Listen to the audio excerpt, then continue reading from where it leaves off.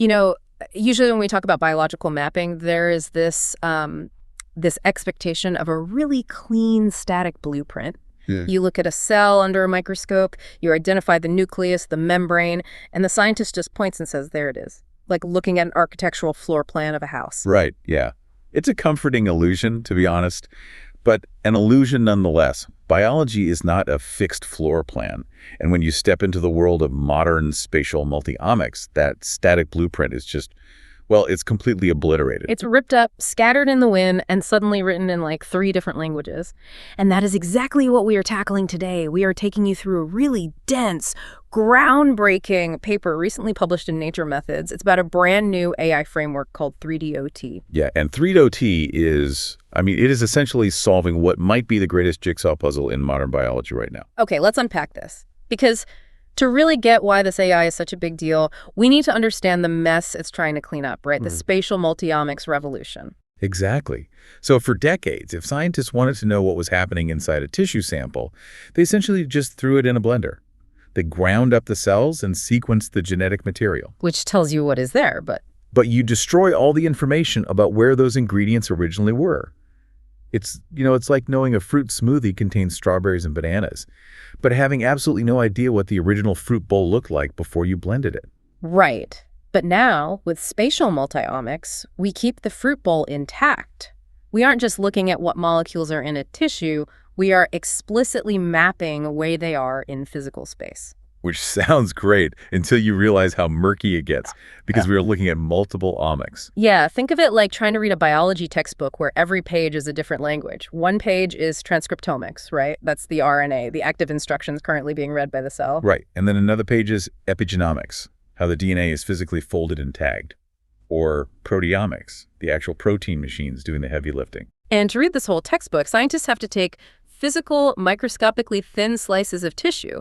So they might use one advanced sequencing technology on slice A, like dB-TSEC or spatial ATAC RNA-seq, to read the RNA. And then a completely different technology on slice B to read the proteins. Yeah. And then they have to magically stack those slices back together in a computer to build a 3D model. Which sounds straightforward until you remember that living tissue is basically wet microscopic jelly.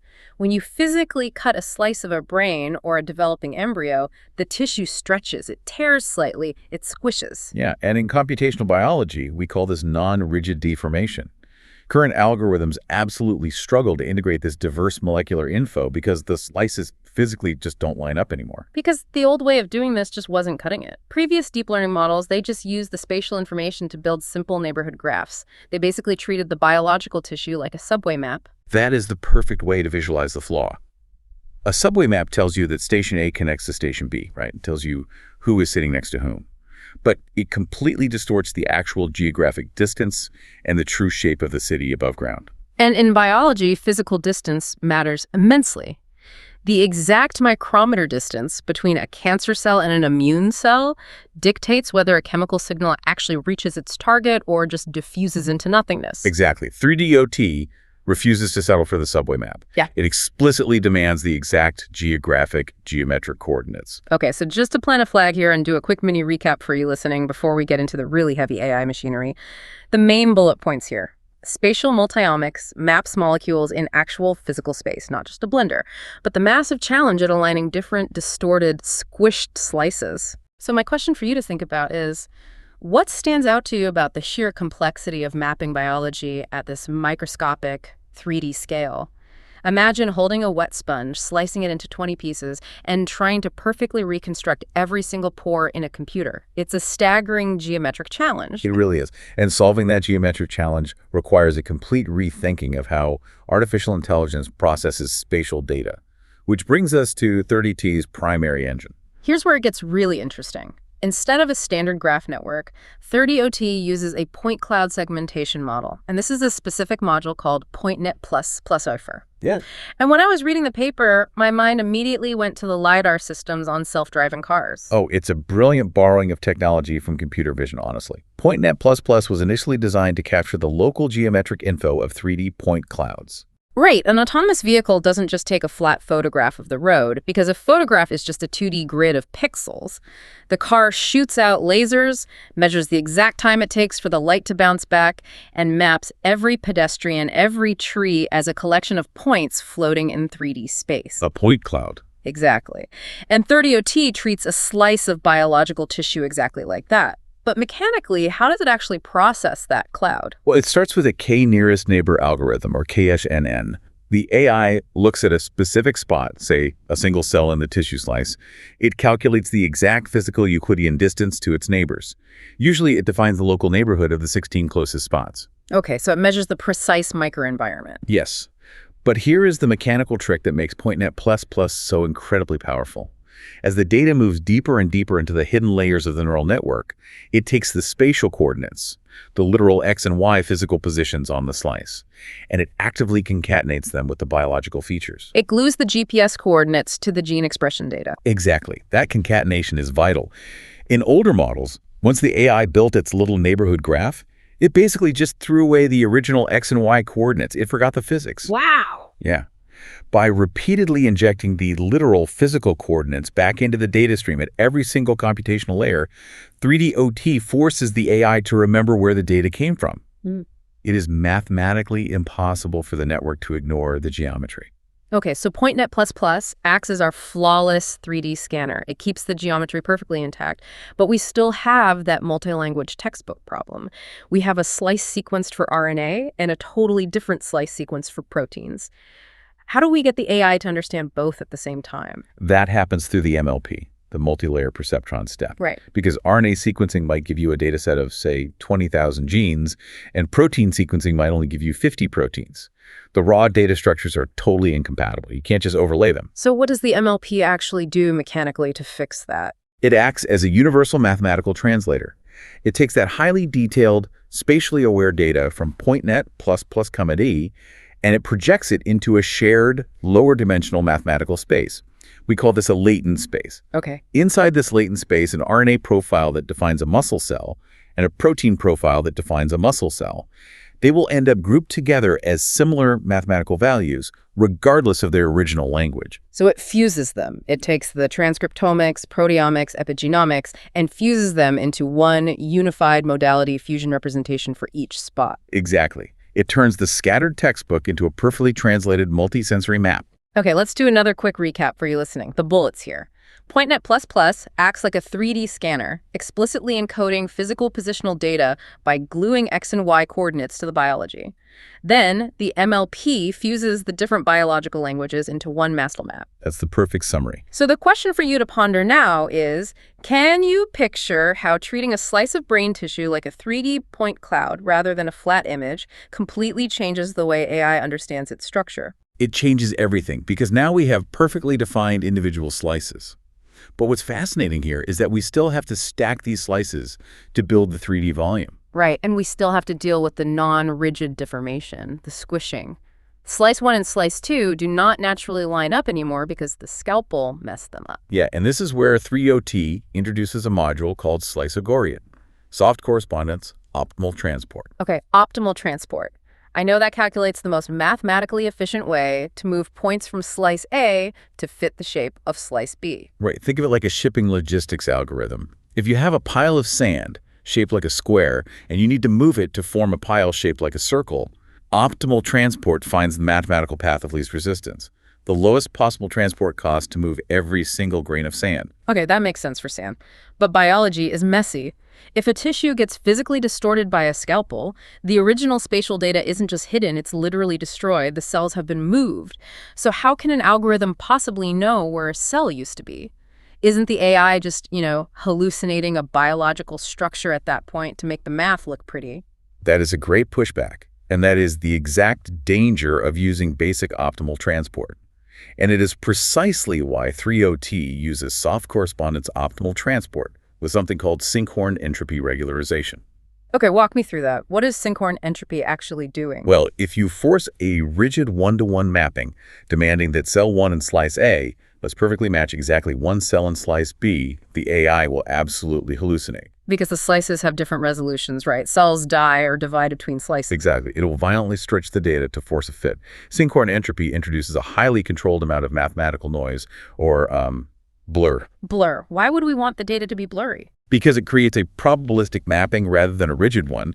It allows the algorithm to say, hey, this cluster of cells in slice A has a 90% chance of corresponding to this general region in slice B, rather than forcing a singular, potentially false connection. Oh, I see. Yeah, it smooths out the optimization landscape. It stops the AI from getting mathematically stuck on a microscopic tear in the tissue. Okay, so it's flexible. But if it has this soft correspondence, how do we keep it from just jumbling the cells into a chaotic mess?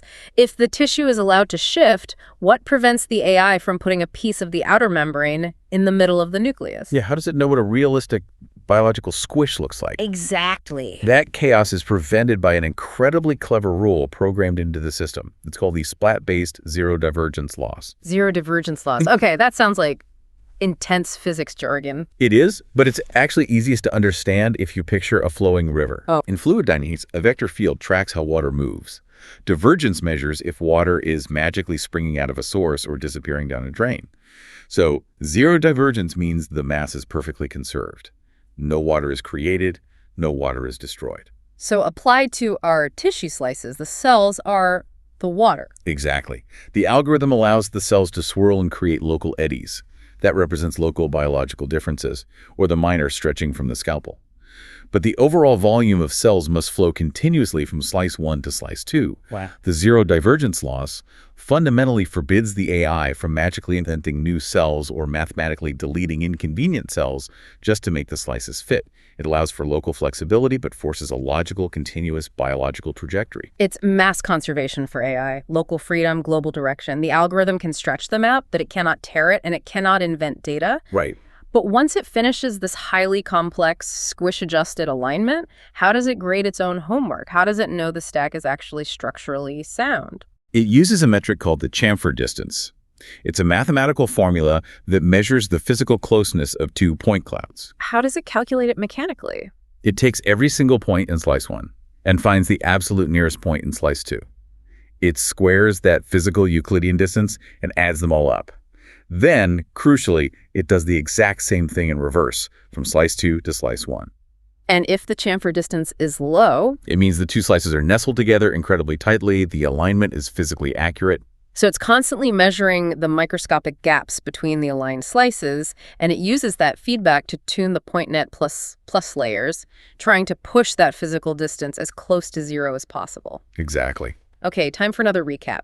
We're watching an algorithm use Scotty to mathematically shuffle cells from one slice to another with a flexible blur. The zero divergence loss acts as the river's current, enforcing biological reality so the AI doesn't hallucinate. And the chamfer distance scores the final physical fit. So my question for you listening, think about a growing embryo changing shape day by day. How crucial is it to allow for this flexible mapping rather than just rigidly stacking flat images on top of each other? Rigid stacking would just result in a distorted blur. And that brings us to the most critical part of the paper. We have this dense mathematical machinery, PointNet plus MLPs, SHODOT.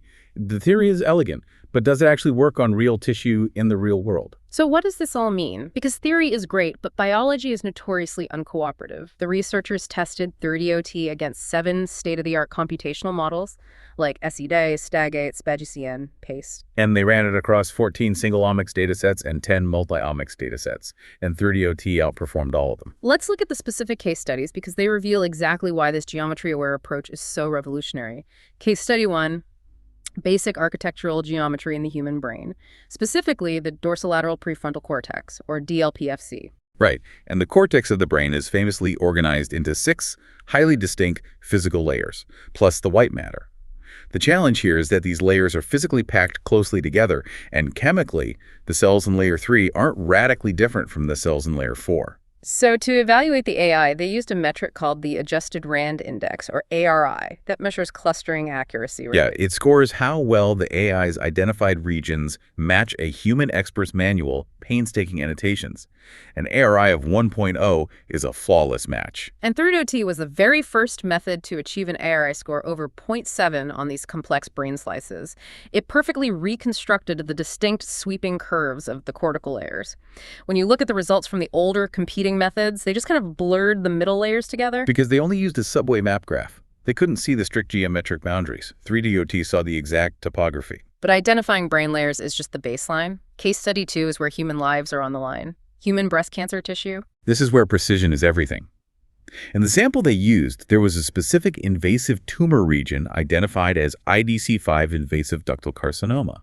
And 30OT was the only computational method that completely and cleanly separated that invasive tumor region while keeping the surrounding healthy tissue structurally intact.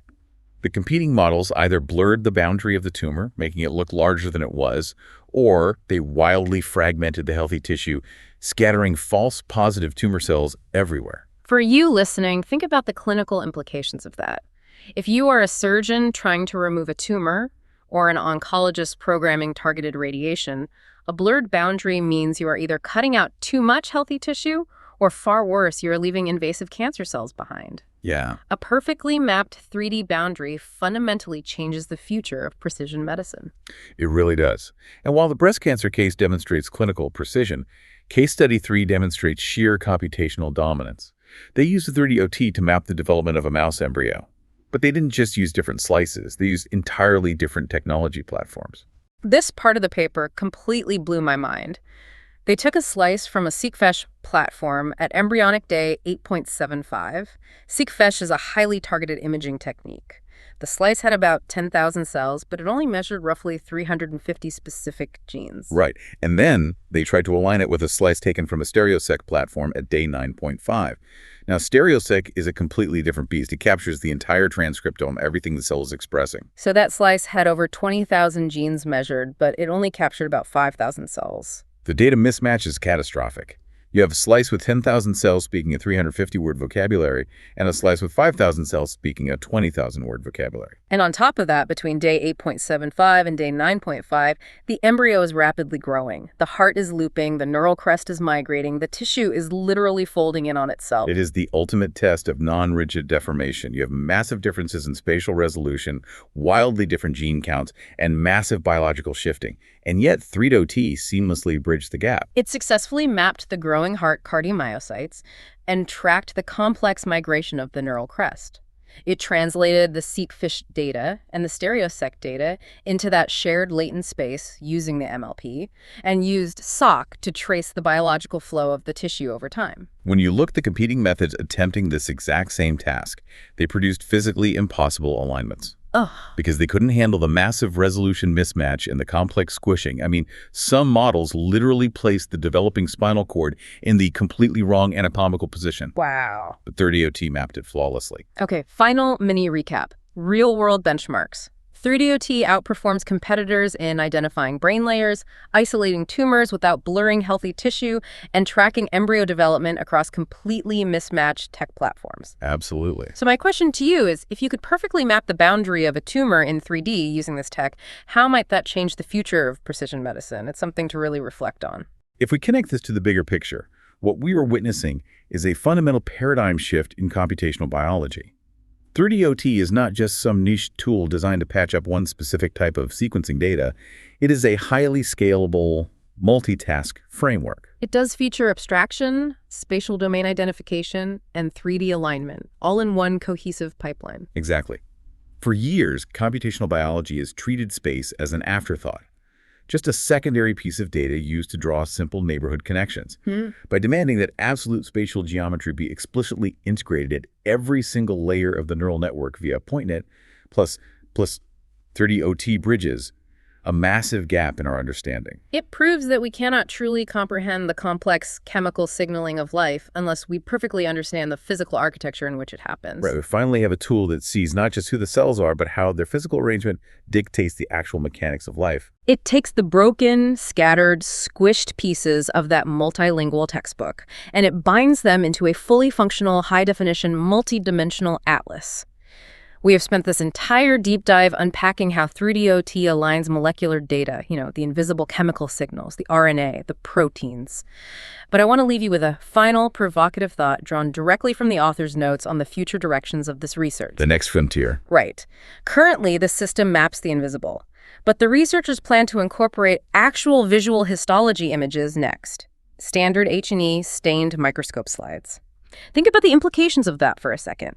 What happens when you feed an AI literal, high-resolution visual photographs of tissue morphology and force it to fuse that visual data with the deep-layered, invisible molecular data we've been discussing?